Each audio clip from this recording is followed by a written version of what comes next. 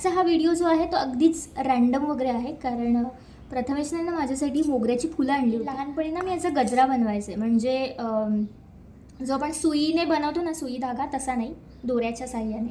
बऱ्याच जणांना माहीत असेल.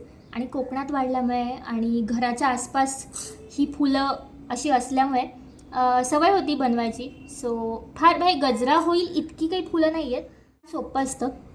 धागा आहे, म्हणजे बंडलचे हार आणि हाराचं जे सूत असतं ना ते आहे. एकमेकांवर ठेवायचं आहे.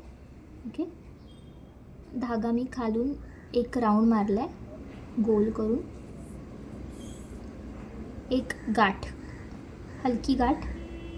ट्युटोरियलसारखं एक्सप्लेन करता येत नाही आहे, पण येस, म्हणजे जरा थोडंसं मोठी असतील, अबोली वगैरे अशी असतील तर त्याचा जरा स्पीड चांगला बसतो. रेडी आहे, अशी छान घट्ट वीण आहे त्याची.